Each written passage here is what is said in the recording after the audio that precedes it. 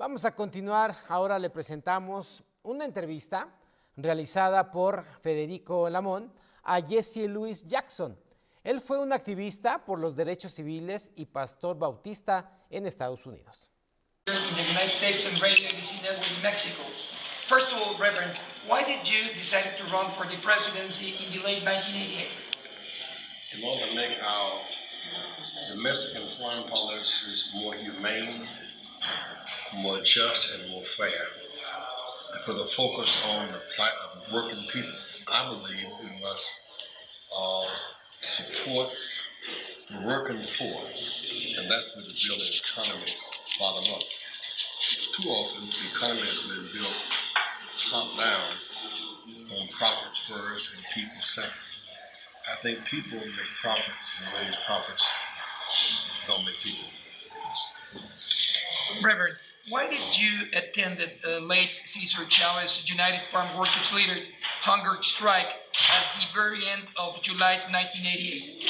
Because we were friends, and I worked before dealing with various worker crises, farm workers, working to organize farmers, workers to get benefits from farm workers, education for farm workers' children, to reduce the cancer many farm workers were getting because of the chemicals that they were working with. And when Cesar was on his last fast, and no one could convince him to stop it when it was detrimental to his health, I urged him to transfer the fast to me. So I took on Chavez's fast. The picture that you see of Chavez and I'm taking him off of his fast and transferring it to me and then on to other people. I still remember, Reverend, while attending that meeting at Los 40 Acres, that you said, yes, we can. Yes, we can. Remember, Reverend? Yes. Sir, do you really think Americans are well prepared to be governed by the leader of minorities? Yes. And more we see transracial voting, people voting beyond races, beyond gender. I mean, the Viragosa in LA, it's black, it's white, it's Hispanic, and the fear of what it might mean is over. But Viragosa is a good mayor. Pena in Denver, Harold Washington, Chicago. So there's no basis to have fear of blacks and Hispanics' abilities or motivation. Sir, how to avoid in current political times an event similar of that of April 4th, 1968, a fateful moment for the American history in current times? What about it? Yes, remember when Martin Luther King was assassinated? How to avoid a similar and fatal event in this current moment? There's no way to avoid ambush and sabotage. We can reduce the threat of violence by reducing the number of guns. Today we must revive a ban on semi-automatic weapons because nobody is safe so long as these weapons are so available. You see 20 children shot down in Chicago, 30,000 Americans dying yet from gunfire.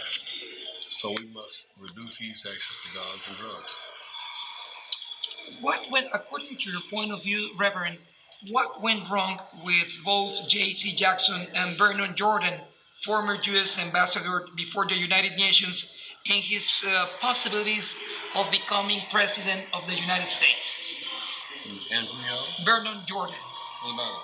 He even tried to take the list as a Democratic candidate, but after he delivered a speech offering his support to Palestinian people in the late night, while President Carter was that, he was condemned by some people around the United States. I'm not aware of that. Okay, well, it doesn't matter.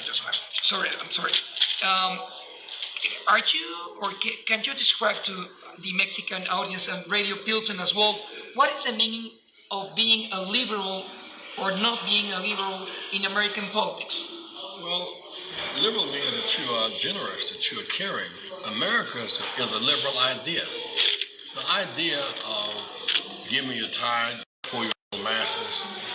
The idea of building up and ex-slaves where e pluribus unum, of men and we become one. That's on the American money. E pluribus unum, of men and we become one. And so our diversity is our strength. And immigrants have come with enthusiasm to make America great. Are you in favor of reform in the United States? Comprehensive immigration. Yes, exactly. Enforcement is a factor. Legalization, a process of legalization is a factor. And humane treatment are factors. All that's a part of comprehensive immigration reform. My two final questions, if that will be good enough. Do you really consider politics as a matter of money or is spiritual values in the United States?